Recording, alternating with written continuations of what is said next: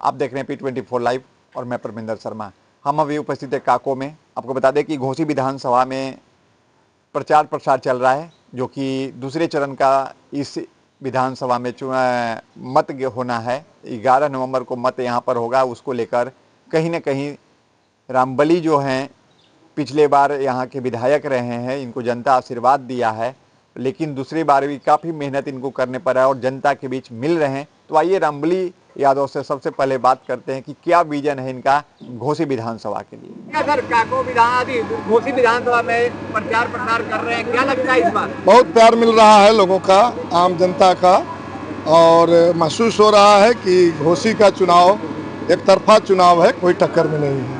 कितना मतों से आगे निकल रहे हैं? मतों की गिनती तो की जाएगी 14 तारीख को, लेकिन जिस तरह से एक सप्ताह तक घोसी हॉट सीट बना रहा, घोसी के महान जनता ने, काको के महान जनता ने तय कर दिया है कि घोसी जिस तरह से सीट हॉट हो गया था, जीत भी हॉट हो जाएगा। सर, एक समस्या सर हमने देखा, रास्ते में आ रहा था, पटना के रास्ते मसौड़ी होते हमने आ रहा था, तो गोड़सर एक गांव है, उस गांव से निकलते तो लगता है कि नहर जो है वो मृत अवस्था में है। लगता है कि नहर यहाँ पहले से था और अभी देखने में हम लोग को मिला कि नहर मृत अवस्था में। तो सर उसके लिए क्या करेंगे? ना ये कहाँ से, ये ऐसा रिपोर्ट नहीं है। हमारे यहाँ जो भी नहरें हैं, भले ही उसमें पानी कम जाता हो, चूँकि सूखी हुई नदी फल्गो है और उसमें बांध बना करके उसमें जो है नहर निकाली गई है, तो पानी नदी में रहता है तो चलता है, लेकिन मृत नहीं है, पक्कीकरण है उसकी। जी जी बिल्कुल। अगर जनता, घोसी विधानसभा की जनता अगर आपको आशीर्वाद देती है इस बार, तो इस बार आने के बाद पहला मकसद क्या होगा, क्या कार्य करेंगे? सबसे पहला तो बहुत सारे काम जो 5 साल में हम नहीं कर पाए, और बहुत सारी सरकार की जो नीतियां हैं वो बिल्कुल जन विरोधी नीतियां हैं। हर चीज़ों में यहाँ भारी गरीबी है, और सरकार कोई भी योजना दे तो बोलेगा कि आम गर्मजरुआ या माली गर्मजरुआ चाहिए, और वो आम गर्मजरुआ माली गर्मजरुआ अब कहीं बचा नहीं है। तो ऐसी स्थिति में ये विकास में सरकार की जो नीतियां बाधक है, सरकार से सबसे पहले तो जनता के हित में नीति बनवाएंगे, और जहां भी अगर जमीन नहीं है तो सरकार को हम कहेंगे कि स्कूल के लिए, अस्पताल के लिए, सामुदायिक भवन के लिए आप जो है जमीन, जिस तरह से आपने अडानी को दे दिया किसानों से लेकर के, तो अडानी से ज़्यादा महत्वपूर्ण घोसी की बिहार की जनता है। आप किसानों से 4 गुना कीमत देकर जमीन खरीदिए, स्कूल बनाइए, अस्पताल बनाइए, और सामुदायिक भवन बनाइए, गरीब टोलों में बनाइए, अन्य जगहों पर बनाइए। ये हम पहला प्रयास करेंगे। तेजस्वी जी कह रहे हैं कि हम हर घर को नौकरी देंगे, उसको लेके एनडीए कह रहा है कि कहाँ से देंगे, कहाँ से दिए पैसा, उनका पैसा कहाँ से आएगा? ना, यह बात तो 2020 के चुनाव में भी एनडीए कहती थी, कहाँ से देंगे। तो 5 लाख नौकरी मिला कहाँ से 5 लाख मिला?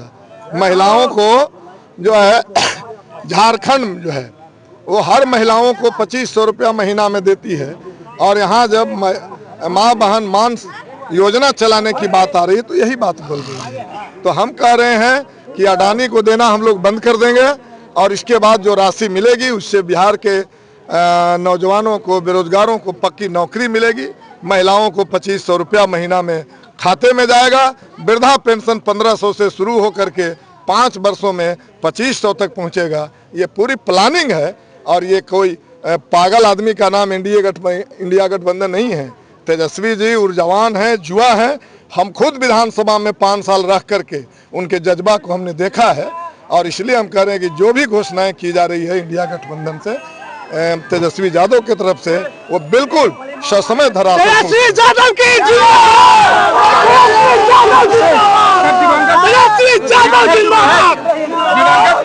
दिवंगत प्रधानमंत्री अटल बिहारी वाजपेयी ने कहा था कि अगर किसी को मुफ्त देना है तो शिक्षा दो। अब जितनी भी पार्टियां हैं कभी शिक्षा की ओर नहीं जा रहे हैं कि कैसे पढ़ाई होगा, वृद्धा पेंशन दे दो तो ये दे दो तो ये दे दो। कोई भी तमाम पार्टियां हैं वो शिक्षा के ऊपर फोकस नहीं करे। क्या कहना है? बिल्कुल ऐसा मैं नहीं समझता हूँ। हमारे 17 महीना की सरकार बनी, जिसके समर्थन मैंने किया था। 5 लाख जो नौकरियाँ मिली, उसमें सबसे ज़्यादा शिक्षक बनाए गए। विद्यालयों में जो शिक्षक नहीं थे, शिक्षक गए उसमें। विद्यालयों में मेज नहीं था, मेज गया उसमें, और बच्चे पढ़ रहे हैं।